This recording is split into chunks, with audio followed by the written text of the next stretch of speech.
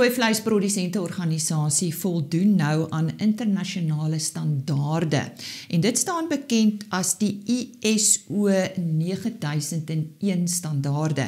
Die RPO het ook 'n gehalte bestuurstelsel geregistreer en Dr. Frikkie Maree van die RPO het kortliks daarna verwys in ons Desember maand gesprek. Vandag vind ons bietjie meer uit daaroor. Ja, Frikkie, presies wat is hierdie ISO-stelsel, verduidelik vir ons? Diese ISO, soos wat dit maar in die volksmond bekend staan, ons gebruik die Engelse afkorting, is basies 'n internasionale stelsel oor standaarde. So daar's 'n wye reeks ISO-standaarde, ek wil amper vir jou sê van waterkwaliteit tot administratiewe stelsels, waar daar standaard geskryf is en as jy geaudit word op hierdie standaard en jy voldoen daaraan, dan sê hulle jy voldoen aan die internasionaal gestelde riglyn. So dit is wat ISO in 'n netedop is. In die landbouomgewing word die ISO standaarde verskriklik baie gebruik, of landbou en voedselomgewing, van plaasvlak af waar ons al baie lank 'n wol en 'n bokhaar standaard het. Daar's verskillende standaarde daar tot op voedselprodukvlak waar voedselprodukte in terme van veiligheid ensovoorts aan verskillende standaarde moet voldoen. In die rooi vleis afdeling spesifiek is daar ook al 'n paar geregistreerde standaarde, maar dit is by abattoirs en voerkrale en daar was nog nie 'n standaard in plek vir produsente per se nie en dit is hoekom ons die projek mee begin het. Ja, ek wil eintlik vir jou vra, hoekom nou eers en hoekom is dit belangrik? Ja, ek dink daar was nooit voorheen regtig 'n vraag daarna nie. Maar soos wat die verbruiker verander, soos die lande waartoe ons uitvoer, hulle behoeftes verander. Dit begin altyd, ek wil sê, die naaste aan die verbruiker. Hulle wil eerstens weet die produk is veilig. Daar's nie bakterieë ensovoorts in nie.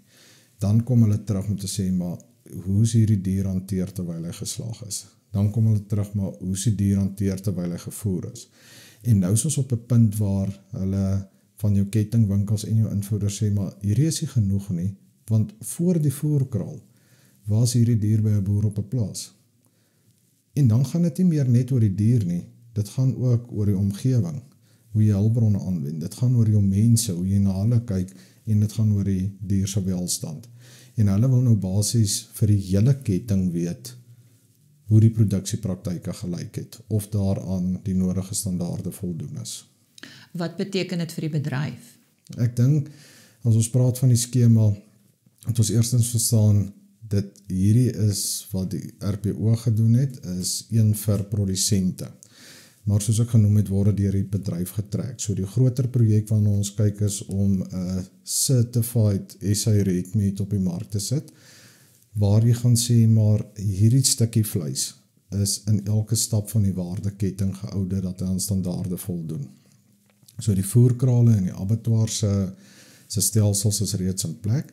Die 9001 waarna jy verwys het, is basies die RPO as 'n kantoor, want jy moet eers jou kantoor op 'n internasionale standaard kry, wat admin ensovoorts aanbetref, en dan word daar saam met dit 'n skema geregistreer, maar die skema is nie net 9001 nie, dit sluit ander ISO faktore in 22.000, daar's 'n klomp van die kodes.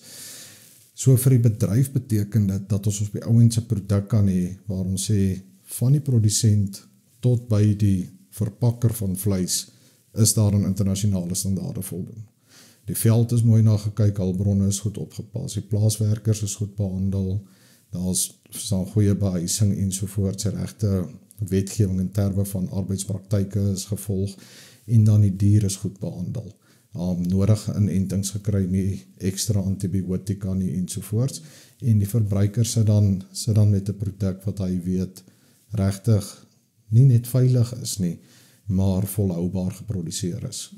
As ons kyk na ons winkelrakke, dan sien ons dikwels produkte wat 'n plakkertjie op het, wat sal sê, soos olyfolie, wat gesertifiseer is om te sê, dit is reg Suid-Afrikaans, extra virgin olive oil. So gaan julle so 'n plakkertjie laat opsit om te sê vir die verbruiker, dit is ISO certified, of soiets. Ja, is dit wat julle beoog? Ek dink dit gaan nie noodwendig oor 'n plakkertjie nie, maar om op die ouend basis te sê, 80% of 90% of die grootste deel van ons vleis word gesien as 'n volhoubare geproduseerde produk. 'n plakkertjie is goed om onderskeid te tref vir 'n produsent, vir 'n verbruiker wat 'n keuse tussen twee produkte moet uitoefen.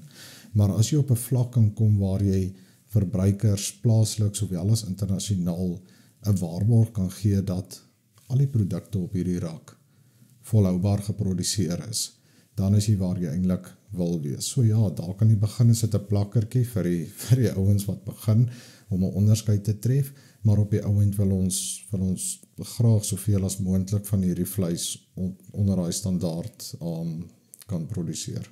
Frikkie, daar is rooi vleisprodusente wat nou na jou luister.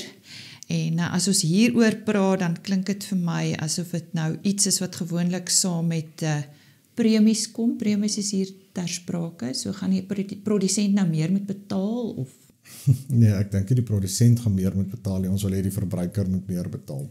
Ek dink as 'n produsent, as enige rolspeler in 'n waardeketting, wil jy graag meer geld vir jou produk hê. En ons kyk dadelik vas in 'n premie en ek verstaan ek wil ekstra moeite doen, so ek wil meer van my produk hê. Ek dink 'n ISO skema is egter meer as dit. Ja, op die ouend wil ons meer geld vir die produk hê. Dis hoekom ons vir die mense wil wys, hierdie is 'n produk van uitstaande gehalte. Veral vir die uitvoermarkte. Baie van die lande waartoe ons tans uitvoer is nie regtig premiemarkte nie, maar wanneer jy na 'n land toe wil gaan wat 'n produk het wat regtig onderskei kan word van die res, dan is hierdie een van die vereistes wat hulle wil hê.